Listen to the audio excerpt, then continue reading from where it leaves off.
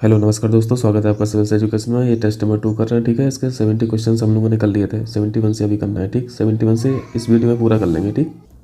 चलिए फिर शुरू करते हैं 71 से। 71 में ये पूछना चाह रहे हैं, सिंधु की सहायक नदियाँ, सिंधु की जो ट्रिब्यूटरी हैं उनको नॉर्थ से साउथ अरेंज करना है, ठीक है। तो ऐसी नदियाँ ये 5 रिवर्स हैं, ठीक है, 5 फेमस रिवर्स हैं। इसको देखिए, इस फिगर को देखिए सबसे नॉर्थ में यदि आप बात करेंगे तो इंडस दिख रही है, ठीक है। बट इंडस तो ऑप्शन में है नहीं, इंडस की तो सहायक नदियाँ पूछा है। बाकी ये 5 नदियों के बारे में ये पूछ रहे हैं, ठीक है। तो सबसे नॉर्थ में आपको कौन सी नदी दिख रही है? झेलम, ठीक है, ये सबसे नॉर्थ में है, ये है ना झेलम, ठीक है। मैं मार्क कर रहा हूँ, और ऊपर से अगर मार्क करना चाहोगे तो ये चीज़ है, ठीक। ये इंटरनेशनल बाउंड्री बनाती है पाकिस्तान और इंडिया की इस रीजन में, जिसमें मैंने मार्क किया है। उसके साउथ में आएंगे तो आपको चिनाव मिलेगी, ठीक है, ये चिनाव है। उसके और साउथ में रावी, और फिर सबसे नीचे सबसे साउथ में सतलज। तो यहाँ पे सीक्वेंस क्या बना? सबसे पहले झेलम, फिर उसके साउथ में चिनाव, फिर उसके साउथ में रावी, फिर उसके साउथ में सतलज। बट सतलज से पहले आपको एक नदी और देखना पड़ेगा, ब्यास को, ठीक। ब्यास जो नदी है वो सतलज में मिल जाती है, ठीक है। बट लोकेशन सतलज की ये चीज़ है, ठीक। मैं यहाँ पे नीचे मार के हूँ, ये सतलज है, और ऊपर की तरफ ये है, ये ब्यास है, ठीक है। तो यहाँ पे रावी के नीचे हम लोगों को ब्यास लिखना पड़ेगा, ठीक। फिर सबसे साउथ में सतलज लिखना पड़ेगा, ठीक है। अब क्लियर है? झेलम, चिनाव, रावी, ब्यास और सतलज, ठीक हो जाएगा अब, ठीक। तो इसका अरेंजमेंट अब बिठा लेना, ठीक है। झेलम, चिनाव, रावी, ब्यास और सतलज, ठीक। चलिए 72 देखिए, पॉज कर लेना और उसको अरेंज कर लेना, ठीक है। 72 देखिए, निम्नलिखित में से कौन सा युग्म पेयर जो है वो मैच नहीं है, अनमैच पूछा है। तो यहाँ पे जल्दी से देख लीजिए किस नदी पे कौन कौन से प्रोजेक्ट ऑपरेशन में हैं। पहला पॉइंट पढ़िए, थीन परियोजना। थीन प्रोजेक्ट जो है इसको रंजीत सागर डैम भी बोलते हैं, ठीक है। मैं यहाँ पे लिख दे रहा हूँ, थीन प्रोजेक्ट को क्या बोलते हैं, थीन डैम को क्या बोलते हैं, रंजीत सागर डैम भी बोलते हैं, ठीक है, ये याद रखना। और ये रावी नदी पे है, ये बिल्कुल करेक्ट मैच है। और इसकी अगर लोकेशन जानना चाहेंगे तो ये इंडिया के 2 स्टेट्स के बॉर्डर पे है, यानी ये जम्मू कश्मीर प्लस पंजाब के बॉर्डर पे है, ठीक। याद रहेगा इतना। सेकंड पॉइंट है पौंग प्रोजेक्ट। ये सारे के सारे हाइड्रो इलेक्ट्रिक प्रोजेक्ट हैं, ठीक है। आपको जैसे मैंने पहले ही बताया कि ये यहाँ पे टरबाइन लगी होती हैं, ठीक है। टरबाइन से बिजली यहाँ पे प्रोडक्शन होता है। टरबाइन को रन करने के लिए पानी की ज़रूरत होती है, ठीक है। तो वो पानी डैम के फॉर्म में स्टोर करते हैं, ठीक है। तो ये वही डैम है सब, ठीक है, ये वही डैम है। क्लियर है? पौंग डैम को यहाँ पे एक चीज़ और जान लीजिए, इसको ब्यास डैम भी बोलते हैं, ठीक है, याद रहेगा, ब्यास डैम बोलते हैं, ठीक। और ये ब्यास नदी पे है, ये करेक्ट मैच है। और ये कहाँ पे है? ये हिमाचल प्रदेश में, ठीक है। माता टीला डैम आप लोग यूपी स्पेशल में पढ़ते रहते होंगे। ये बेतवा नदी का प्रोजेक्ट, बेतवा नदी के 2 प्रोजेक्ट बहुत इंपॉर्टेंट होते हैं, पहला माता टीला, दूसरा राजघाट, ठीक है। तो बेतवा नदी ये सही मैच है। ये भी जॉइंट वेंचर में काम करता है, ये एमपी और यूपी की जॉइंट वेंचर में काम करता है ये प्रोजेक्ट, ठीक। बगलियार सुपर इंपॉर्टेंट, ठीक है। हम लोगों ने, आपको चिनाव नदी याद रही है, चिनाव नदी के 3 प्रोजेक्ट पढ़े थे बहुत इंपॉर्टेंट। कौन कौन से पढ़े थे जल्दी से बताएंगे? 3 प्रोजेक्ट में ये पढ़े थे हम लोगों ने, बगलिहार, दलस्ती और सलाल, ठीक है। ये चिनाव के हैं, ये भूला मत करो। यहाँ पे क्या मैच है? यहाँ पे झेलम लिखा है सामने, तो ये तो गलत मैच हुआ ना, गलत बताना था, तो आंसर डी हो गया, ठीक है। अब हो जाएगा ना। एक ट्रिटी भी याद रखा करें आप लोग, इंडस वाटर ट्रिटी जो है वो 1960 की है, ठीक है। इंडस वाटर ट्रिटी कब की है? 1960 की, ठीक। ये Indian prime minister JL Nehru और उस तरफ से पाकिस्तान से जो प्रेसिडेंट थे अयूब खान, उनके बीच में हुई थी, ठीक है। और इसको वाटर शेयरिंग ट्रिटी भी बोलते हैं, वाटर डिस्ट्रीब्यूशन ट्रिटी भी बोलते हैं, ठीक है। इसमें कुछ नदियों का पानी हमें मिलना था और कुछ नदियों का पानी पाकिस्तान को मिलना था, ठीक। यहाँ पे आइए, मैं बता ही दे रहा हूँ, ठीक है, क्योंकि क्वेश्चन तो पूछता ही है ना। ये 5 नदी आपने पढ़ी, सीक्वेंस से पढ़ी, नॉर्थ से साउथ पढ़ी। एक नदी खुद इंडस है, ठीक है, जो सबसे ऊपर से बहती है, सबसे नॉर्थ से। तो आपको 6 नदियाँ दिख रही हैं, ठीक है। तो इस ट्रीटी के अनुसार 1960 में जो ट्रीटी हुई थी, 3 नदियाँ सबसे ऊपर की उठा लो, ठीक है, सिंधु, झेलम, चिनाव। इसका पानी पाकिस्तान को जाना है, ठीक है, और जाता है। बाकी नीचे की 3 नदियाँ उठा लो, रावी, ब्यास और सतलज, इसका पानी डिस्ट्रीब्यूट होना है इंडिया को, ठीक है। अभी इतना मोटा मोटा याद रखें, तो कोई दिक्कत भी नहीं याद करने में। आप सीक्वेंस में बैठा लीजिए, नॉर्थ से साउथ, ठीक है। ऊपर की 3 पकड़ लीजिए, वो पाकिस्तान को दे दो, नीचे की 3 पकड़ लीजिए, ये इंडिया को दे दो, ठीक है। कोई रटने वाली बात ही नहीं है। चलो वापस क्वेश्चन पे चलें, ठीक है। तो इसका आंसर डी हो गया। चलिए आगे करते हैं। इसको भी याद रखना, चिनाव के 3 प्रोजेक्ट है ना, ये कहीं ना कहीं मैचिंग मैचिंग में मिल ही जाता है। 73 देखिए, गोदावरी की सहायक नदी है, वेरी वेरी इंपॉर्टेंट, कई बार पूछा है, ठीक है। इस टेस्ट को आप लोग पूरा जरूर देख लेना, ठीक है। टेस्ट नंबर 2 ज्योग्राफी का टेस्ट है और इसमें बहुत मेहनत की गई है, ठीक है। और आपकी मेहनत को कम किया गया है, आपको मैप देखने में आपका टाइम किल नहीं होगा। मैं साथ साथ में दिखाने की कोशिश कर रहा हूँ। आप इसमें 140 क्वेश्चन कर रहे हैं तो आप 140 मैप देख रहे हैं इसमें, ठीक है। तो फिर यूज कर लीजिए फिर इस चीज़ को, ठीक। इवन कॉपीराइट लगने के बावजूद भी मैं आपको मैसेज दिखा रहा हूँ, ठीक। कुछ वीडियो पे कॉपीराइट आ चुके हैं। आओ तो फिर गोदावरी की ट्रिब्यूटरीज देख लेते हैं। सबसे पहला पॉइंट तो हमें ये जानना है कि गोदावरी नदी को क्या बोलते हैं। गोदावरी नदी को दक्षिण गंगा बोलते हैं, ठीक है। ये भी फैक्चुअल पूछा जाता है, ठीक है, दक्षिण गंगा, याद रहेगा। अगर पूछा जाएगा आपसे दक्षिण की गंगा किसे बोला जाता है, देखो शब्दों शब्दों में थोड़ा सा फर्क है। दक्षिण की गंगा, तब गोदावरी ना लगा देना, ठीक है, तब कावेरी लगाना, ठीक। तो क्वेश्चन में जब भी पूछा करे तो हिंदी वर्जन जरूर देखो, ठीक है। वैसे क्वेश्चन में तो हमेशा इंग्लिश वर्जन देखने को बोला जाता है, लेकिन यहाँ पे मैं हिंदी के लिए बोल रहा हूँ, ठीक। दक्षिण की गंगा कावेरी और सिर्फ दक्षिण गंगा गोदावरी, ठीक। अब इसमें आपको देखिए गोदावरी नदी आपको दिख रही है, ठीक है, ये गोदावरी नदी है। सहायक नदियाँ जो है मैं उसको यहाँ पर राउंड करके मार्क कर दे रहा हूँ। सबसे पहले आपको पेनगंगा याद रखना है, दूसरा बैनगंगा याद रखना है और जूम करें, ठीक है। तीसरा आपको देखो इंद्रावती नदी भी आते हुए यहाँ पे गोदावरी से मिलती हुई दिखाई दे रही है, ठीक है, तो इंद्रावती होगी, ठीक। तो आपने देखा मैं यहाँ पे लिख भी दिया हूँ, ठीक है। आपने पेनगंगा देखा, आपने बेनगंगा पढ़ा, आपने इंद्रावती पढ़ा, ठीक है। दो नदियाँ वहाँ पर सहायक नदी लिखा नहीं है, जो ऑप्शंस में वो यहाँ पे मैं लिख दे रहा हूँ, ठीक। एक तो पूर्णा लिखा हुआ है, पूर्णा भी इसी की सहायक नदी है, ठीक है, इंपॉर्टेंट है। और सबसे इंपॉर्टेंट जो इसकी ट्राइब्यूटरी है वो है मंजरा, ठीक है, मंजरा। मंजरा आपको कई बार दिखेगा, सेपरेटली भी पूछा गया है मंजरा के बारे में। ये 5 नदियाँ आपको गोदावरी की सहायक नदियों में याद रखना है, ठीक है। अब यहाँ पे मैप खुला हुआ है तो आप इसका भी देख लीजिए, ठीक है। कृष्णा नदी की ट्रिब्यूटरी भी देख लीजिए, कृष्णा नदी की ट्रिब्यूटरी भीमा, ठीक है, तुंगभद्रा और ये हंगरी। तुंगभद्रा और भीमा आप कई बार पढ़ते रहते होंगे, ठीक है। तो ये कृष्णा नदी की, ठीक। चले आगे चले आप। तो आपने कौन कौन सा देखा, इंद्रावती भी देखा, मंजरा भी देखा, पूर्णा भी देखा, ठीक है। तो यानी यहाँ पे 3 ऑप्शन हो गए करेक्ट, ठीक। बन जाएगा आप क्वेश्चन। चलिए 74 देखिए, ये अच्छा क्वेश्चन है, ठीक है। 74 देखिए, यहाँ पे मैं इंग्लिश टर्म्स लिख दिया हूँ, ठीक है, इंग्लिश मीडियम वालों के लिए, यदि थोड़ी बहुत दिक्कत उनको अगर फेस हो रही हो। ग्रीष्म ऋतु यानी समर, ठीक है। ग्रीष्म ऋतु में भारत में कुछ तूफानों की उत्पत्ति होती है जिन्हें विभिन्न लोकल नेम से जाना जाता है, ठीक है। यहाँ पे मैचिंग कराना है, ये बहुत इंपॉर्टेंट है, ठीक है, कॉन्सेप्चुअल वाइज भी। काल का मतलब क्या होता है, आपदा होता है, ठीक है। और बैसाखी, बैसाख का महीने की बात कर रहे हैं, ठीक है, यानी अप्रैल और मई की बात कर रहे हैं, ठीक, क्योंकि इसी मंथ में ये एक्टिव होता है मौसम। काल बैसाखी को एक्चुअली मौसम की उस स्थिति को बोलते हैं जब मौसम कुछ समय के लिए काल बन जाता है, ठीक है, या फिर आपदा बन जाती है। और ये आपदा कैसी, तूफान के फॉर्म में, ठीक है। तूफान में आप लोग जानते हैं हवा की स्पीड लिमिटलेस, इतनी तेज हवा की पेड़ों की जड़ें भी उखाड़ सकती है, ठीक है, पेड़ों की जड़ें भी उखाड़ सकती है। 2015 में घटना हुई भी थी बांग्लादेश में, क्योंकि ये एक्टिव जो रहता है वो सिर्फ पश्चिम बंगाल में ही नहीं रहता है, उसके साथ बांग्लादेश में भी रहता है, उड़ीसा में भी कुछ हद तक रहता है, ठीक। तो एक तरह से एक तूफान की शकल ही है, ठीक है, काल बैसाखी। और आपने स्टॉर्म पढ़ा होगा, तूफान पढ़े होंगे, तो वहाँ पे बारिश का कॉन्सेप्ट पढ़ा होगा, ठीक है। यहाँ पे इतना समय नहीं है कि वो सब सीखें हम लोग, लेकिन इतना जाने रही अभी कि तूफान आते हैं तो बारिश होती है, ठीक। तो कभी कभी इस काल बैसाखी का सिग्निफिकेंस हो जाता है, पॉजिटिव वे में भी सिग्निफिकेंस हो जाता है। जैसे बंगाल में आप लोग जानते हैं क्या होता है, वहाँ पे सबसे ज़्यादा क्रॉप किस चीज़ की होती है, चावल की, ठीक है, राइस की। और बांग्लादेश में बात करें तो वहाँ पे जूट होता है, ठीक है, जूट होता है। पश्चिम बंगाल में राइस और जूट, क्योंकि पश्चिम बंगाल में भी जूट होता है थोड़ा बहुत, और बाकी जो है मोस्टली जो जूट होता है वो बांग्लादेश में होता है। और इन दोनों फसलों के लिए क्या चाहिए होता है, पानी चाहिए होता है, बारिश चाहिए होती है। अब काल बैसाखी के टाइम पे बारिश हो रही है, ठीक है, और राइस को बारिश चाहिए, जूट को बारिश चाहिए, तो इनकी तो बल्ले बल्ले होगी ना। तो ये इसका पॉजिटिव व्यू हो जाता है, ठीक है, ये इसका पॉजिटिव व्यू है काल बैसाखी का। लेकिन यदि ये तब की स्थिति है जब मॉडरेट स्थिति में रहे ये तूफान, ठीक है। अगर मॉडरेट स्थिति में रहे तब तो ठीक है, फायदा होगा, ठीक है, राइस को जूट को फायदा होगा। यदि ये लिमिटलेस हो जाएगा, सीमा से बाहर निकल जाएगा, तो फिर तबाही और कहर होगा, ठीक है। क्योंकि तबाही की स्थिति में क्या होती है, यहाँ पे पेड़ों की जड़ें उखड़ जा रही हैं, तो जूट और राइस फिर क्या चीज़ है, पूरे खेत बिछ जाएंगे, है ना, तो पूरा चौपट हो जाएगा। तो कुछ हद तक सही भी है और एक सीमा के बाद कहर है, ठीक, काल बैसाखी। तो ये पश्चिम बंगाल में एक्टिव रहता है, उसके बाद उड़ीसा, उसके बाद बांग्लादेश को भी ऐड कर लेना, ठीक है। तो ये सही मैच है, समझ आया। दूसरा है आम्रवृष्टि, इसको मैंगो सोअर भी बोलते हैं। मैंगो सोअर भी एक तूफान का ही नाम है, एक स्टॉर्म का नाम है, ठीक है। वो तो क्वेश्चन में ही बता दिया ना कि ये सब तूफान है, चारों के चारों तूफान है, लेकिन उनके सिग्निफिकेंस के हिसाब से उनका नाम दे दिया। यहाँ पे मैंगो का कुछ फायदा हो रहा होगा, आम की खेती के लिए कुछ फायदा हो रहा होगा, इसलिए यहाँ पे मैंगो सोअर हो गया, ठीक है, नाम। और ये कहाँ पे बोला जाता है, उत्तर प्रदेश में तो नहीं बोला जाता है, ये केरल में बोला जाता है और कर्नाटक में बोला जाता है। इसको सेपरेटली याद रखना सबको, ठीक है, पूछ लेता है ना। इसको मैंगो सोअर क्यों बोला जाता है, मैंगो सोअर इसलिए बोला जा रहा है क्योंकि ये जब तूफान आता है तो ये हेल्प करता है आम को पकने में, ठीक है, मतलब अर्ली स्टेज में ही पक जाता है।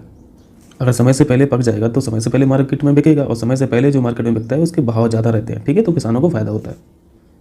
तो ये केरल और कर्नाटक में आम्रवृष्टि बोलते रहे इसी काल बैसाखी को, ठीक है। असम, वहाँ पश्चिम बंगाल में इसको काल बैसाखी बोल रहे हैं, केरल कर्नाटक में इसको आम्रवृष्टि बोल रहे हैं। और इसी चीज़ को बोडो चिल्ला बोल रहे हैं असम में, ठीक है, असम में इसको बोडो चिल्ला बोला जाता है। तो इस वाले स्टॉर्म से मैंगो की रिपनिंग जल्दी हो जाती है, ठीक है, और चेरी जो है उसको भी हेल्प मिलती है, ठीक है, उसकी क्रॉप को भी हेल्प मिलती है। तो यहाँ पे सही मैच जो है ना, मैं पहले यहाँ पे मिटा दे रहा हूँ, ठीक है, क्योंकि बहुत कन्फ्यूजन हो रहा है, बहुत कबड्डी हो गई यहाँ पे। पहला सही मैच है, ठीक है, दूसरा सही मैच है, सॉरी दूसरा सही मैच नहीं, तीसरा सही मैच है, चौथा सही मैच है। आम्रवृष्टि जो होता है वो केरल में और कर्नाटक में, ना कि यूपी में, ठीक, क्लियर हुआ। तो इसका आंसर 1, 3, 4 हो गया।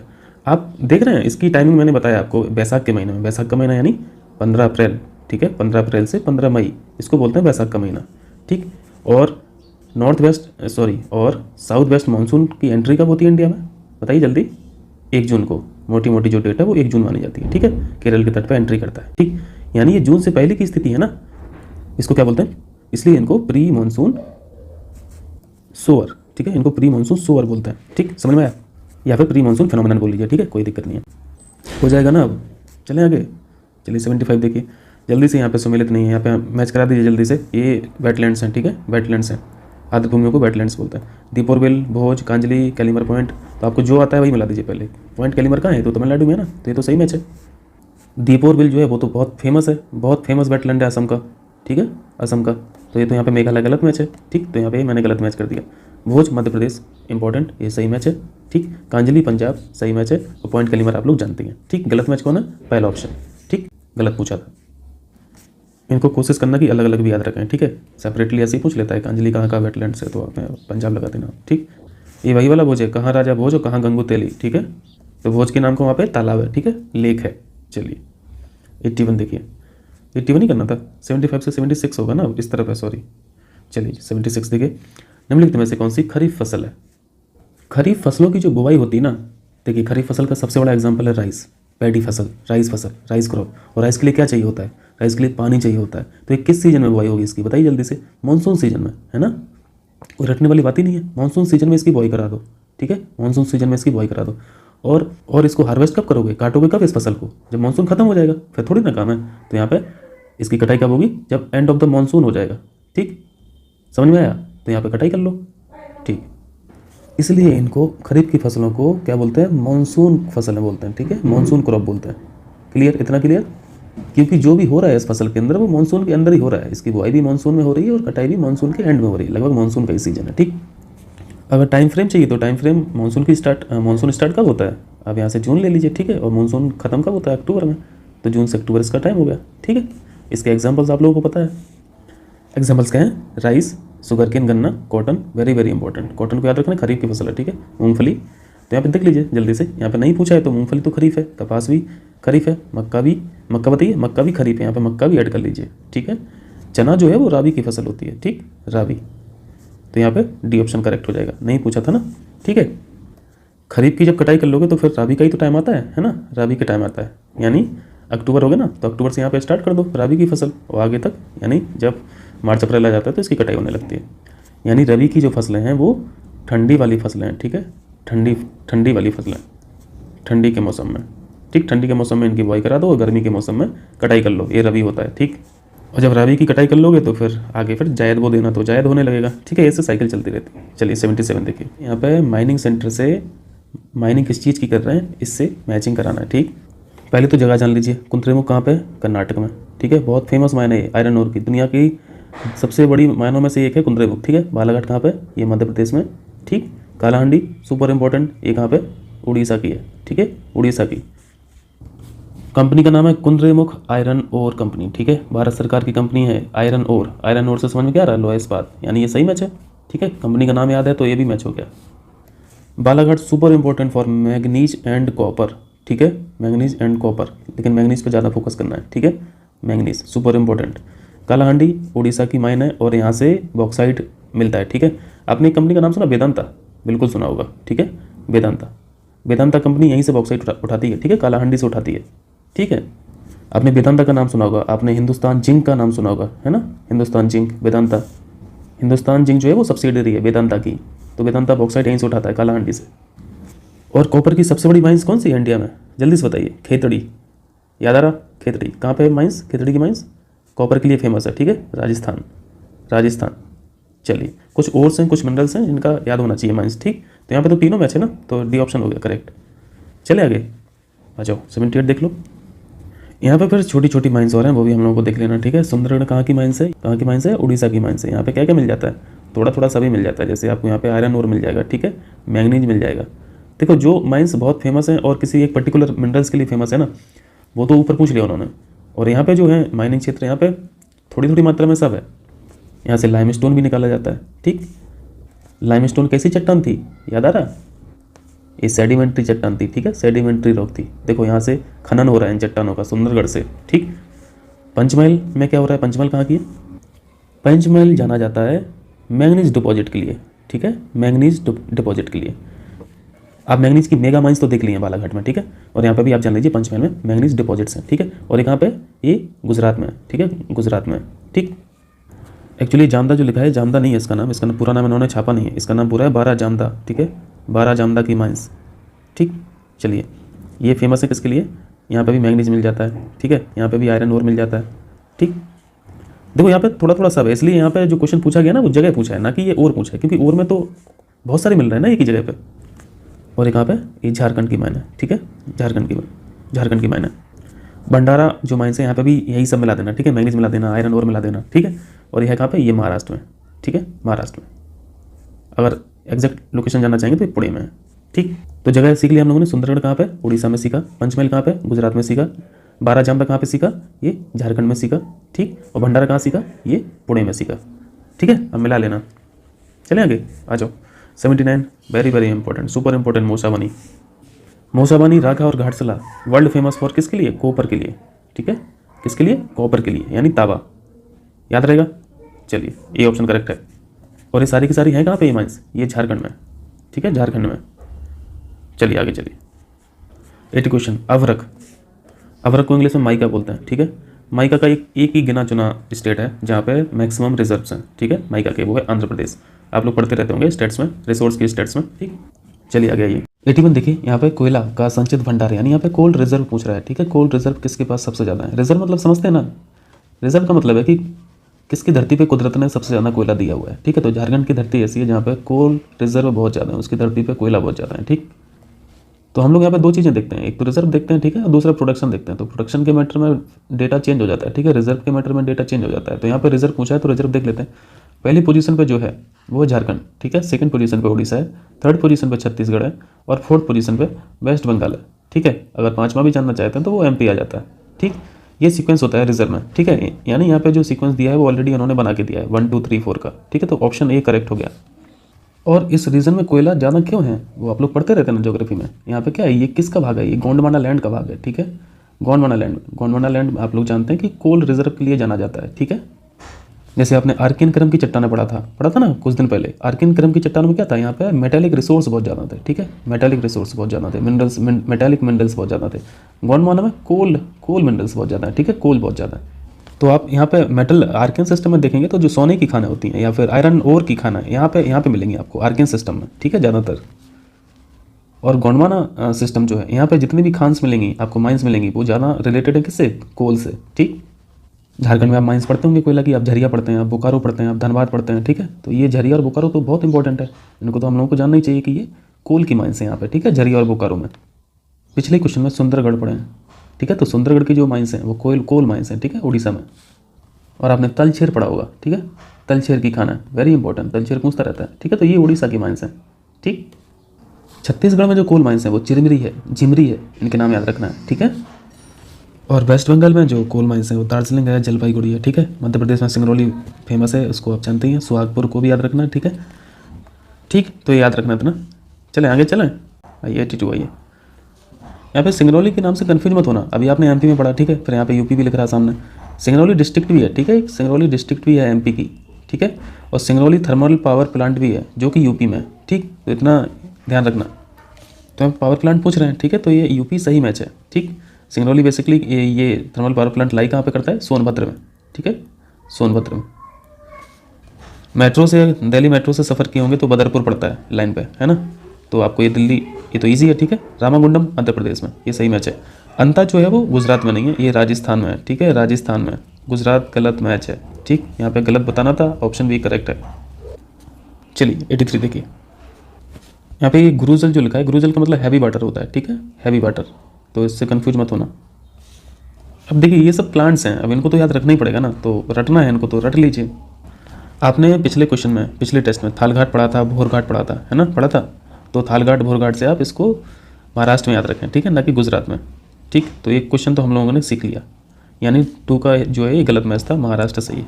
तो यहाँ पे सही बताना था। तो जहाँ जहाँ पे 2 है उसको तो कट कर दीजिए, ठीक। तो 2 तो रिजेक्ट हो गए। तूतीकोरन को सब लोग जानते हैं कहाँ पे, ये तमिलनाडु में, सही मैच है।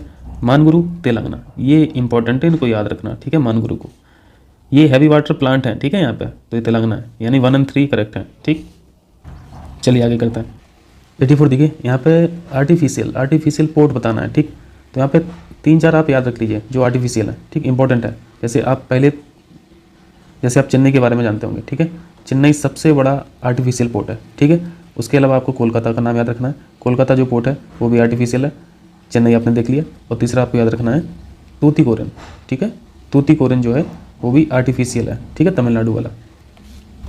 आर्टिफिशियल का मतलब समझ रहे हैं ना, मतलब इस पोर्ट्स को बनाए गए हैं, वो पोर्ट थे नहीं। एक्चुअली क्या है, देखिए आपको टोपोग्राफी समझनी पड़ेगी इंडिया की। इंडिया का जो आपको जो ईस्टर्न तट है, ईस्टर्न जो कोस्ट है, ठीक है, ये छिछला है, ठीक है, उथला है। छिछला उथला का मतलब है ये गहरे कम है, इस तरफ का जो कोस्ट है वो इसकी गहराई कम है। और जहाँ पे गहराई कम रहेगी तो पोर्ट कैसे बनेगा, जहाज का प्रोपेलर वहाँ की ज़मीन से ही टकरा जाएगा यदि गहराई नहीं होगी यहाँ पे, है ना।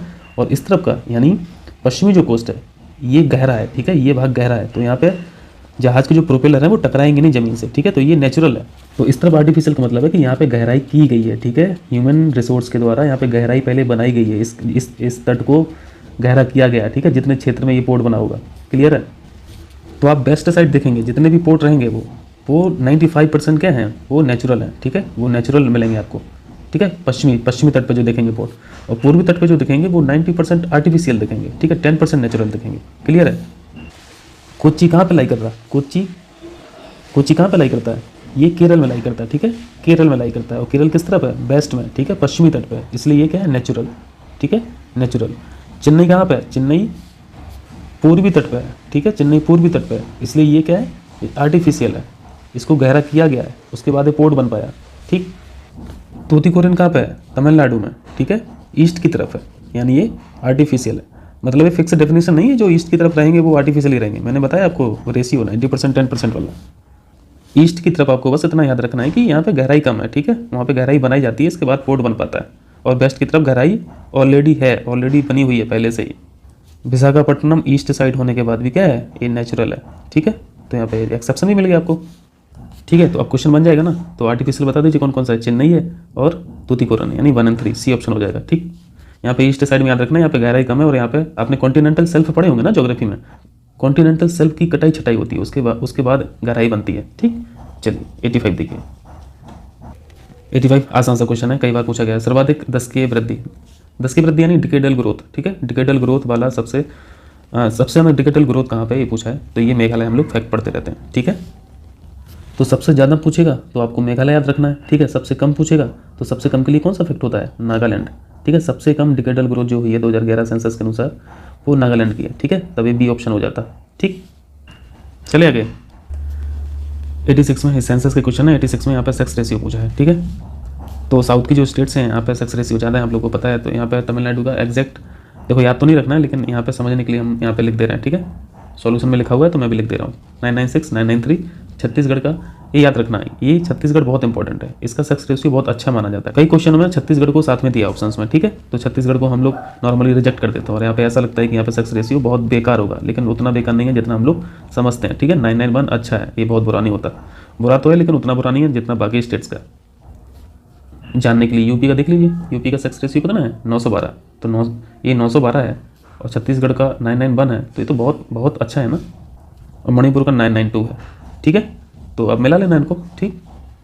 पहली पोजीशन लिंग अनुपात में पूछता है तो आप लोग हमेशा पढ़ते रहते हैं, केरल का, ठीक है। केरल का कितना है, 1084, ठीक, यानी 1000 पुरुषों पे 1084 महिलाएं हैं, तो ये अच्छा साइन है। चलिए आगे आ जाइए। 87 देखिए, ये अब सेंसस वाले क्वेश्चन है, हम लोग इसको फटाफट कर लेते हैं, ठीक है। कई बार हम लोग तो इसको पढ़े हैं ना। न्यूनतम साक्षरता, न्यूनतम यानी मिनिमम लिटरेसी रेट पूछ रहा है। मिनिमम लिटरेसी रेट कहाँ की है, ये सब लोग जानते हैं, बिहार की है, ठीक। चलिए आगे आइए, 88 पे आइए। किस राज्य में उसकी कुल जनसंख्या में अनुसूचित जाति यानी शेड्यूल कास्ट का प्रतिशत सर्वाधिक है। देखो यहाँ पे संख्या में नहीं पूछा है, ठीक है, नंबर में नहीं पूछा है, यहाँ पे परसेंट में पूछा है, तो ये ध्यान रखने वाली बात है। शेड्यूल कास्ट की पॉपुलेशन टोटल पॉपुलेशन में कितनी है उस राज्य में, ये पूछा है, ठीक है, ये पूछा है। जैसे हिमाचल प्रदेश के बारे में हम लोग एक फैक्ट पढ़ते हैं कि यहाँ पे ग्रामीण जनसंख्या का प्रतिशत सबसे ज़्यादा है बाकी स्टेट से। ग्रामीण जनसंख्या का परसेंटेज, ठीक है, परसेंटेज सबसे ज़्यादा है हिमाचल प्रदेश का, ठीक है, 89 समथिंग 89%। लेकिन ये परसेंटेज है, ठीक है। इसका मतलब ये नहीं है कि ग्रामीण जनसंख्या पूछ लिया है। ग्रामीण जनसंख्या सबसे ज़्यादा कहाँ है तो वो पर यूपी हो जाएगा, ठीक, बट यहाँ पे परसेंटेज पूछा है। ये क्वेश्चन कई बार पूछा है इसलिए यहाँ पे बताया। तो इसी तरह का एक क्वेश्चन है, अनुसूचित जाति का प्रतिशत सबसे ज़्यादा कहाँ पे, ये पंजाब में है, ठीक है, पंजाब में। चलिए 89 देखिए, 2011 सेंसस के अनुसार भारत का सबसे कम नगरीकृत राज्य कौन सा है। Very very important. अभी आप लोगों ने पढ़ा ना, ग्रामीण जनसंख्या का परसेंटेज सबसे ज़्यादा कहाँ पे है, हिमाचल प्रदेश में। इसका मतलब क्या है कि नगरीकरण बहुत कम है ना वहाँ पे, तो यहाँ पे सी ऑप्शन हो जाएगा। नगरीकरण यानी अर्बनाइजेशन। और वैसे भी हिली प्रदेश है, कितना अर्बनाइजेशन करोगे, ठीक है। चलिए 90 करिए। यहाँ पे नेशनल हाईवे को मैच कराना है, ठीक है। नेशनल हाईवे 3, 4, 6, 7, इस फिगर को देखिए। यहाँ पे हम लोग को नेशनल हाईवे 3, 4, 6 और 7 देखना है ना। देखिए पहला नेशनल हाईवे नंबर 3 देखिए, नेशनल हाईवे नंबर 3, ये 3 है, ठीक है। कहाँ से कहाँ तक ये कनेक्टिविटी है, आगरा से लेके मुंबई तक, ठीक है, दिख रहा। नेशनल हाईवे 3 क्या हो गया, आगरा से मुंबई, ठीक। इसके बाद नेशनल हाईवे नंबर 4 पे आइए। नेशनल हाईवे 4 है मुंबई से ये चेन्नई, ठीक है, मुंबई से चेन्नई, NS4, ठीक, याद रहेगा। चलिए नेशनल हाईवे नंबर 6 पे आइए। 6 है सूरत से लेके कोलकाता, 6 है सूरत से लेके कोलकाता, ठीक, याद रहेगा। और 7 के बारे में तो सभी लोग परिचित होते हैं, ये बनारस से लेके कन्याकुमारी, ये नेशनल हाईवे नंबर 7 बनारस से लेके कन्याकुमारी, ठीक, दिख रहा। कन्याकुमारी से लेके या फिर बनारस बोल दीजिए, ठीक है। चलिए तो जल्दी से मैच करा दीजिए। नेशनल हाईवे नंबर 3 कहाँ पढ़ा आपने, आगरा से मुंबई पढ़ा, ये बिल्कुल करेक्ट मैच है। 4 नंबर कहाँ पढ़ा आपने, मुंबई से चेन्नई पढ़ा, ये भी बिल्कुल करेक्ट है। 7 आप लोग जानते हैं बनारस से कन्याकुमारी, ये भी सही मैच है। 6 नंबर कहाँ पढ़े थे आप लोग, 6 नंबर पढ़े थे हम लोग सूरत से लेके, ठीक है, सूरत से कोलकाता, ना कि दिल्ली से मुंबई जो यहाँ पे लिखा हुआ है, तो ये गलत हो गया, ठीक है। तो कोलकाता याद रखना 6 नंबर पे, तो गलत पूछा था तो गलत सी ऑप्शन हो गया, ठीक। चलिए आगे आइए। 91 देखिए, आसान सा क्वेश्चन है। नेशनल हाईवेज की जो लेंथ है, लंबाई है, निम्नलिखित में से किस राज्य में सबसे ज़्यादा है। तो सबसे ज़्यादा जो है नेशनल हाईवे की लंबाई है वो यूपी में है, ठीक है। सेकंड पे महाराष्ट्र नहीं लगा देना, राजस्थान है, ठीक है, राजस्थान। थर्ड पे फिर महाराष्ट्र, ठीक, ठीक है। तो इसका आंसर ये हो गया। चलिए आगे आइए। 92 देखिए, ये नेशनल वाटरवेज है, ठीक है, ये हाईवे नहीं है, ये वाटरवेज है, इंपॉर्टेंट क्वेश्चन है, ठीक है। चलिए इसको फिगर पे देखिए, 2, 3, 4, 5, इस फिगर को देखिए। नेशनल वाटरवेज नंबर 2 कहाँ से कहाँ तक पढ़ा आपने, ये बना कहाँ पे, ये ब्रह्मपुत्र नदी में ही है, ठीक है। डुबरी से सादिया, जूम कर दें, डुबरी से सादिया, ब्लर है पिक्चर बट कोई नहीं, दिख रहा होगा। डुबरी से सादिया, ठीक है, ये डुबरी लोकेशन है और ये सादिया लोकेशन है, ठीक है। ये नेशनल वाटरवे नंबर 2, ठीक। चलिए नेशनल वाटरवे नंबर 1 के बारे में तो आप लोग बहुत पहले से परिचित हैं, हम सभी परिचित हैं, ठीक है। हल्दिया से इलाहाबाद, ये किस नदी में ये एक्टिव है, ये गंगा नदी में, ठीक है। सबसे लंबा यही है 1600 किलोमीटर का।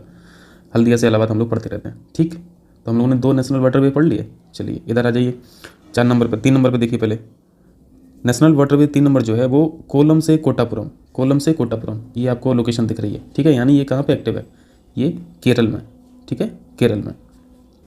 और ये किसी नदी में नहीं है ये वाटरवे, ये कैनाल में है वाटरवे, ठीक है, कैनाल में। चलिए नेशनल वाटरवे नंबर 4 देखिए, ये गोदावरी नदी पे, गोदावरी और कृष्णा, ठीक है। और बाकी जो सब्सिडरी कैनाल्स हैं, कहाँ से कहाँ तक है, काकीनाडा से पुडुचेरी, याद रहेगा।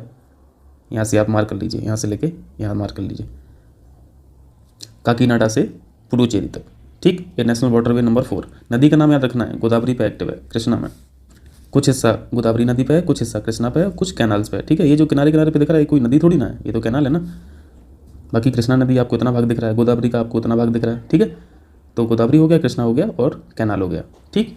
इन 3 यहाँ पे बॉडीज़ जो है यहाँ पे नेशनल वाटरवे नंबर 4 एक्टिव है, ठीक। 5वां जाइए जल्दी से, 5वां किस नदी पे, इधर 5वां नंबर देखना है आपको। देखो हम लोगों ने नेशनल वाटरवे नंबर 1 पढ़ा था, नंबर 1 पढ़ा था इलाहाबाद से लेके हल्दिया तक, ठीक है। हल्दिया की लोकेशन है, हल्दिया से आगे कंटिन्यू यहाँ नेशनल वाटरवे 5 से कंटिन्यू करा रहे हैं, ठीक है।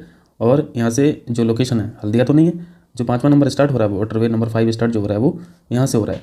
उस जगह का नाम है गोयनखाली से तलछेर, यहाँ पे देख लीजिए, यहाँ पे कोई जगह होगी, ठीक है, गोयनखाली और तलछेर आपको ये दिख रहा है, ये जो आपको दिख रहा है ये वाटरवे नंबर 5 है, ठीक है, 5 है। 6 नंबर वाटरवे नंबर 6, ये बराक नदी पे है, ठीक है। बराक नदी के बारे में आप लोग परिचित हैं कि नहीं, ये नॉर्थ ईस्ट स्टेट्स को सर्व कर रहा है, ठीक है। जैसे असम हुआ, मिजोरम हुआ, मणिपुर हुआ, त्रिपुरा हुआ, ठीक। यानी यहाँ पे हम लोगों ने क्या क्या सीखा, ओवरऑल क्या सीखा, नेशनल वाटरवे नंबर 2 और 6, ये जो 2 हैं ये नॉर्थ ईस्ट स्टेट के हैं, ठीक है। और बाकी 1, 3, 4, 5 ये पूरा मेन लैंड में है, ठीक है। पहला जो हम लोगों ने फैक्ट निकाला वो नेशनल वाटरवे नंबर 1 जो है वो सबसे बड़ा है, ठीक है, सबसे बड़ा है, 1620 किलोमीटर देखा हम लोगों ने। और सबसे छोटा देखना है नेशनल वाटरवे नंबर 6, ये 121 किलोमीटर है। लेंथ नहीं पूछेगा, लेकिन पता होना चाहिए कि 6 सबसे छोटा है और जो पहला है वो सबसे बड़ा है। ठीक, चलिए चलें आगे चलें, जल्दी से मैच करा दीजिए। नेशनल वाटरवे नंबर 2 कहाँ पर देखा था आपने? यहाँ पे देखा था, डुगरी से सादिया, यानी ये सही मैच है। ठीक, वाटरवे नंबर 3 ये कोल्लम से कोट्टापुरम या फिर कोट्टापुरम से कोल्लम, तो ये भी सही मैच है। ठीक है, नंबर 4 देखना है आपको, काकीनाडा से पुडुचेरी। ठीक है, अभी देखा था काकीनाडा से पुडुचेरी, ये भी सही मैच है। ठीक है, तो फिर यही गलत होगा। तो नेशनल वाटरवे नंबर 5 हम लोगों ने क्या पढ़ा था? 5 पढ़ा था हम लोगों ने, ब्राह्मणी नदी जो है और ये जो कैनाल है उनकी सब्सिडरी, वहाँ पे ये एक्टिव है। और ये गोयनखाली से तलछेर है। ठीक है, गोयनखाली से तलछेर है, ना कि ये लखीपुर से भांगा। ये क्या है? यहाँ पे दिख रहा होगा आपको, बराक नदी वाला जो है वाटरवे नंबर 6 लखीपुर से भांगा, ये है। इन्होंने 5 की जगह पे 6 का लिख दिया। ठीक है, तो ये गलत हो गया। ये जो लिखा है ये वाटरवे नंबर 6 का लिखा है। ठीक है, तो ये गलत हो गया, तो आंसर डी हो गया। ठीक, आगे चलें। चलिए 93 की, यानी वेस्ट कोस्ट पर जो अवस्थित नहीं है वो बताना है। ठीक है, तो मर्मगांव ये कहाँ का है? ये गोवा का है। तो गोवा कहाँ पे? वेस्ट साइड है, तो ये तो आंसर नहीं होगा। न्याय सेवा, वेरी वेरी इंपॉर्टेंट, ये आर्टिफिशियल है। ठीक है, इसको जवाहरलाल नेहरू पोर्ट बोलते हैं। ठीक है, और ये सबसे बड़ा कंटेनर पोर्ट है, याद रखना, सबसे बड़ा कंटेनर पोर्ट। मुंबई पोर्ट अलग है। ठीक है, मुंबई पोर्ट अलग है और न्याय सेवा या फिर जेएल नेहरू पोर्ट अलग है, ये दोनों अलग अलग हैं। ठीक, इसी को बोलते हैं न्याय सेवा। तो ये कहाँ पे? ये मुंबई में। ठीक है, मुंबई में, तो ये भी वेस्ट की तरफ हुआ। कांडला ये गुजरात में, तो ये भी वेस्ट की तरफ हुआ। एन्नौर है जो वेस्ट की तरफ नहीं होगा, ये ईस्ट की तरफ होगा। ठीक है, तो आंसर सी हो गया। अब कांडला पोर्ट का नाम बदल गया, बताइए क्या हो गया? आइए यहाँ पे जल्दी से मेजर पोर्ट देख लीजिए। मेजर पोर्ट्स जो है, आपने कांडला देखा, कांडला कहाँ पे? गुजरात में, इसका नाम क्या हो गया? दीनदयाल पोर्ट हो गया। ठीक है, तो ये तो वेस्ट साइड में। और वेस्ट साइड में क्या है? मुंबई पोर्ट हम लोगों ने देखा। जेएनपीटी, ये जेएनपीटी वही है जो न्याय सेवा देख रहे थे ना, न्याय सेवा, इसी का नाम है, जवाहरलाल नेहरू पोर्ट ट्रस्ट। और ये मोरमुगुआ, ये कहाँ पे? ये गोवा का है। ठीक है, तो ये भी वेस्ट साइड में है। मैंगलोर भी ये देख ही रहे हैं आप, कोचीन भी देख ही रहे हैं। ठीक है, अब इस तरफ पे देख लीजिए, ये जो ईस्ट साइड में जो कोस्ट है, जो ईस्ट साइड में पोर्ट है, तूतीकोरिन देखा आपने, चेन्नई देखा। चेन्नई के बारे में क्या पढ़ा था? ये सबसे बड़ा आर्टिफिशियल पोर्ट है। ठीक, ऑप्शन में था एन्नौर, ये जो आपको दिख रहा है। ठीक है, तो ये भी ईस्ट साइड है। ठीक है, तो आंसर यही हो जाएगा। बाकी विशाखापट्टनम, पारादीप, ठीक है, पारादीप ये उड़ीसा वाला, हल्दिया कोलकाता, पारादीप इंपॉर्टेंट है। ठीक, याद रखना लोकेशन। ठीक है, तो ये मेजर पोर्ट हो गए और आपने लोकेशन भी देख ली, कौन वेस्ट में है कौन ईस्ट में है। ठीक है, इस तरफ वालों में आप लोग जानते हैं कि यहाँ पे गहराई कम है। ठीक है, यहाँ पे गहराई ज़्यादा है वेस्ट की तरफ, तो इस तरफ के जो पोर्ट्स रहते हैं वो ज़्यादातर नेचुरल रहते हैं और इस तरफ के जो रहते हैं वो आर्टिफिशियल रहते हैं। मतलब यहाँ पे जो सब लिखे हैं वो, इसका मतलब ये नहीं है कि सारे के सारे आर्टिफिशियल हैं। ठीक है, तो एन्नौर देखा आपने, आंसर सी हो गया क्योंकि ये ईस्ट में है। चलिए अब देखिए 94 से यहाँ पे सी सेट है। ठीक है, 94 से यहाँ पे मैथ रीजनिंग क्वेश्चन है, बहुत आसान है, इसकी जरूरत नहीं है डिस्कस करने की। ठीक है, हम लोग सिर्फ इसके आगे के डिस्कस करेंगे। ठीक है, चलिए तो फिर शुरू करते हैं। 94 से 115 तक ये मैथ रीजनिंग का है। ठीक है, मैथ रीजनिंग का सेक्शन है। फिर 116 से स्टार्ट करेंगे हम लोग। ठीक है, हाल ही में यहाँ पे करंट के क्वेश्चंस मिलते हैं। हाल ही में किस देश ने अपने राष्ट्रगान में एक शब्द को बदल दिया? एक काम ऑस्ट्रेलिया में हुआ है। ठीक है, वहाँ के राष्ट्रगान में ये वाली लाइन हुआ करती थी। ठीक है, पहले we are young and free, तो यहाँ पे यंग को हटा के इन्होंने यहाँ पे वन को रिप्लेस किया है। ठीक है, अब ये लाइन ये बन गई है, we are one and free. ठीक है, तो यहाँ पे यंग को हटा दिया, वन को ऐड कर दिया। ठीक, चलिए तो यहाँ पे आंसर ऑस्ट्रेलिया हो जाएगा। चलिए 117 देखिए, जनवरी 2021 में गणतंत्र दिवस की परेड पर निम्नलिखित में से किस राज्य की झांकी को पहला पुरस्कार मिला? ये तो हम लोग कई बार डिस्कस कर चुके हैं ना, ये तो इसका आंसर यूपी है। और ये श्री राम मंदिर की जो झांकी थी इसको प्रथम स्थान मिला है। ठीक है, श्री राम मंदिर की झांकी, चलिए ये है वो झांकी। ठीक है, याद रहेगा। चलिए 118 देखिए, जनवरी 21 में किस देश ने अपने बासमती चावल के लिए जीआई यहाँ पर टैग मिला हुआ है, जियोग्राफिकल इंडिकेटर। ठीक, चावल के बारे में जानते होंगे, पाकिस्तान सुपर क्वालिटी का चावल प्रोड्यूस करता है, आंसर इसका पाकिस्तान हो जाएगा। ठीक है, जीआई टैग का मतलब है कि हमने उस जगह पे और उस प्रोडक्ट पे मोहर लगा दी। ठीक है, और ये पहचान दिला दी उसको कि ये चीज़ आपकी ही है, आप ही इसके पायनियर हैं। ठीक है, तो एक रिकॉग्निशन तो मिलता ही है ना। चलिए 119 देखिए, राष्ट्रीय शिक्षा दिवस निम्न में से किस, आसान सा क्वेश्चन है, जस्ट फैक्चुअल है, जल्दी से देख लीजिए। ये क्या है इसका आंसर? 24 जनवरी को मनाया जाता है। ठीक है, अंतर्राष्ट्रीय शिक्षा दिवस। चलिए 120 देखिए, हाल ही में किस देश ने पाकिस्तानी महिलाओं के लिए मलाला यूसुफजई अधिनियम पारित किया? क्या बात है, किसी के नाम पर भी अधिनियम, बहुत अच्छी बात है। और ये काम किया है यूएसए ने। ठीक है, यूएसए ने किया है, अच्छा क्वेश्चन है। और ये पाकिस्तानी महिलाओं की एजुकेशन की स्थिति को सुधारने के लिए किया गया। ठीक है, छात्रवृत्ति भी मिलेगी इससे। चलिए 121 देखिए, 2021 में किस राज्य सरकार ने घोषणा की कि वह तमिल भाषा और संस्कृति की रक्षा के लिए एक तमिल अकादमी की स्थापना करेगा? तो दिल्ली सरकार तमिल भाषा की रक्षा करने जा रही है भाई, तमिल अकादमी भी खोलेगी। ठीक है, तो ये दिल्ली हो गया। वैसे दिल्ली में इससे पहले भी काफ़ी अकेडमी खुल चुकी हैं, ठीक है, संस्कृत की, उर्दू की, हिंदी की, पंजाबी की, तमाम भाषाओं की, ठीक है। तो इसकी भी शुरुआत होगी तमिल भाषा की। 122 हाल ही में एशिया का पहला सौर ऊर्जा संचालित कपड़ा मिल, सोलर पावर ऑपरेटेड है ये कपड़ा मिल, ठीक है, किस राज्य में स्थापित किया गया। इसको हम लोगों ने करंट में किया हुआ है, ठीक है, तो इसको जल्दी जल्दी कर लेते हैं। महाराष्ट्र ने किया है ये काम, ठीक है, महाराष्ट्र ने। चलिए उस टाइम हम लोग इमेज वगैरह भी देखे थे। 123 देखिए, ठीक है ना, आगे चलें। हाल ही में किस राज्य सरकार ने गायों के संरक्षण के लिए गौ कैबिनेट, क्या बात है, गौ कैबिनेट के गठन का फैसला किया। तो ये फैसला जो था वो मध्य प्रदेश सरकार का था, ठीक, याद रहेगा, इंपॉर्टेंट क्वेश्चन है।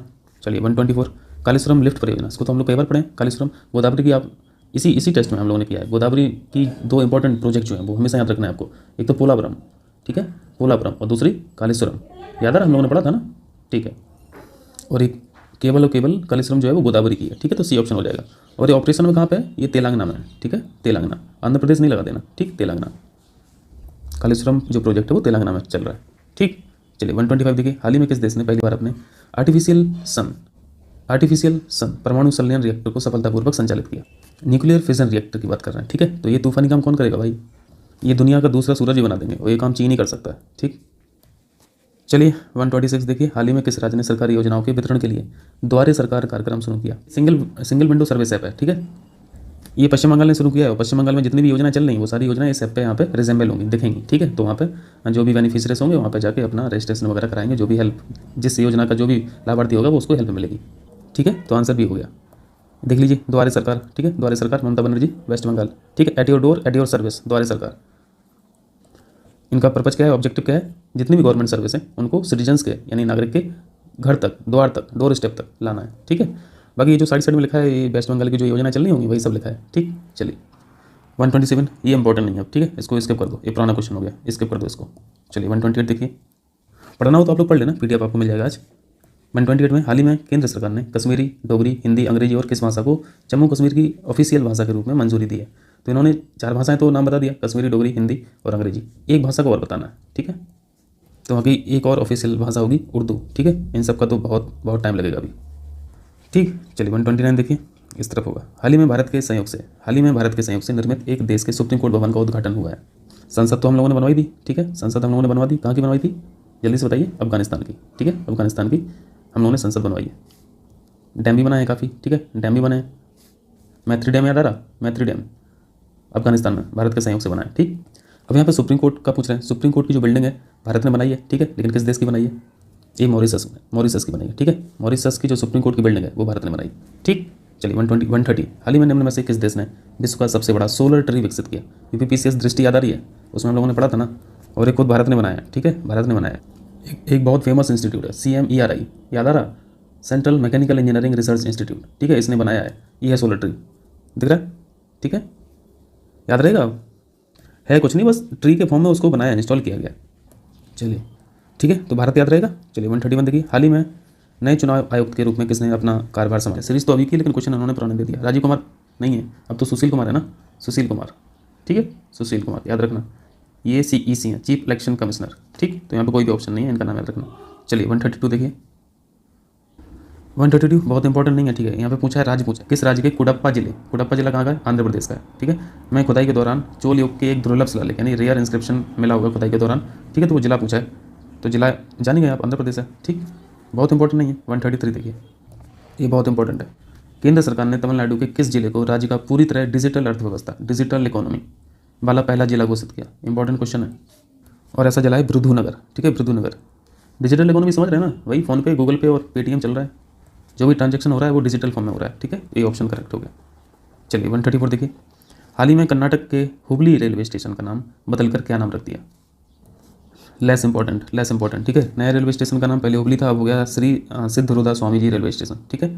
जो इंपॉर्टेंट नहीं है जल्दी से बढ़ जा रहा है आगे, ठीक। 135 देखिए, हाल ही में निम्न में से किस देश ने संयुक्त अरब अमीरात यानी UAE और बहरीन के साथ राजनयिक संबंधों को सामान बनाने वाले अब्राहम अकॉर्ड समझौतों पर हस्ताक्षर किए। ये इंपॉर्टेंट क्वेश्चन है, ठीक है, ऐसे पूछ लेगा अब्राहम अकॉर्ड किससे संबंधित है, तो आपको ये जानना जरूरी है। ये राजनयिक संबंधों को सामान बनाने के लिए ये अकॉर्ड किया गया, ठीक है। ये आपने क्वेश्चन में लिखा ही है, ठीक है, बहरीन क्वेश्चन में लिखा ही है, और जो राज्य पूछ रहा है उसका नाम है इजराइल, ठीक है, इजराइल ने किए हैं ये, ठीक। इन तीनों देशों के मध्य ये अब्राहम अकॉर्ड हुआ है, ठीक है।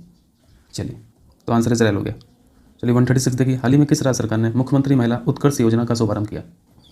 बिल्कुल भी इंपॉर्टेंट नहीं है, ठीक है, गुजरात की ये योजना है। ये एक तरह से लोन स्कीम है, ठीक है, लोन स्कीम है महिलाओं के लिए। वो लोन लेंगी तो उस पर उनको ब्याज नहीं देना पड़ेगा, बस ये है, ठीक। चलिए 137 देखिए, हाल ही में निम्न में से किस देश को संयुक्त राष्ट्र महिला स्थिति आयोग यानी SW, इसका पूरा नाम है UNCSW, बहुत इंपॉर्टेंट संस्था है। पूरा नाम है United nation commission on status of women, ठीक है। आपने UN की एक संस्था और पढ़ी होगी, United nation economic and social council, economic and social council पढ़ाई कि नहीं, ये उसी की सब्सिडरी बॉडी है, ठीक है। अब हम लोग भी स्टेटस ऑफ वुमेन वाला जो कमीशन है उसके मेंबर हो गए, ठीक है। भारत इसका आंसर है, ठीक।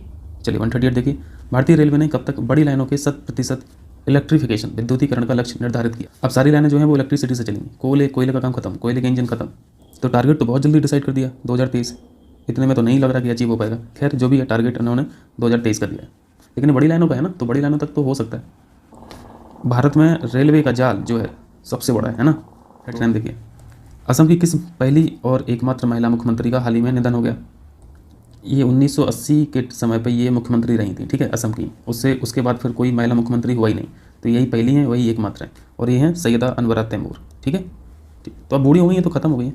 चलिए 140 देखिए, ये 2020 के नोबेल प्राइज़ पूछ रहे हैं फिजिक्स के, तो बहुत ज़्यादा इंपॉर्टेंट तो नहीं लग रहा है मैं, लेकिन फिर भी हम लोग देख ले रहे हैं। हम लोग 2021 के भी देख ले रहे हैं, ठीक। और इस बार जो नोबेल पुरस्कार दिया गया यानी 2020 का फिजिक्स में, ये किससे रिलेटेड है, ये ब्लैक होल से रिलेटेड है। जो स्टडी की गई वो ब्लैक होल पे की गई, ठीक है। तो ये सब्जेक्ट भी याद रखना कि किस टॉपिक पे काम हुआ है इस बार, ठीक है। और 2020 के जो विजेता थे वो हैं रोजर पेनरोस, राइनहार्ड गेंजेल और आंद्रे गेस। देखो नाम बहुत कठिन होते हैं, इनको याद रखना आसान नहीं होता है, कुछ कोडिंग वोडिंग बना लेना। आंसर इसका डी हो गया, लेकिन 2020 का याद रखना, ठीक। 2020 का देखना है, ठीक है, 2020 का देखना है। पेनरोज आपने पढ़ा था अभी, ठीक है, गेंजेल पढ़ा था और गेस पढ़ा था, तो ये 2020 के हैं, ठीक। और यहाँ पे काम क्या हुआ है और जिस चीज़ पर रिसर्च हुई है वो पढ़ना बहुत जरूरी है, इसको पढ़िए, मैं आपको पढ़ा रहा हूँ। For the discovery of a super massive compact object, इसको ये क्या है, सुपर मैसिव कॉम्पैक्ट ऑब्जेक्ट, यही तो है ब्लैक होल, ठीक है, black hole at the centre of our galaxy, ठीक है। चलिए 2021 के भी देखना जरूरी है, ये 2021 के हैं, ठीक है। 2021 में इनके नाम आप देखिए, ये हैं स्यूक्यूरो मनावे और हैं हसीलमैन, तीसरे हैं पारिसी, 3 लोगों को मिला है ट्राइओ। 2020 का भी 3 लोगों को मिला और 2021 का भी 3 लोगों को मिला, ठीक है। तो ये टेस्ट हम लोगों का खत्म हो गया, टेस्ट नंबर 2 खत्म हो गया जीएस वर्ल्ड का, ठीक। टेस्ट नंबर 3 हम लोग कल से करेंगे और ये टेस्ट नंबर 3 पूरा का पूरा पॉलिटी का है, ठीक है। तो आप लोगों का बहुत बहुत शुक्रिया। टेस्ट नंबर 2 बहुत इंपॉर्टेंट है, इस पर बहुत मेहनत की गई है, आप लोग इसको जरूर पूरा देखना, ठीक है। आप काफ़ी चीज़ें इसमें सीखेंगे। चलिए बहुत बहुत शुक्रिया आप लोगों का।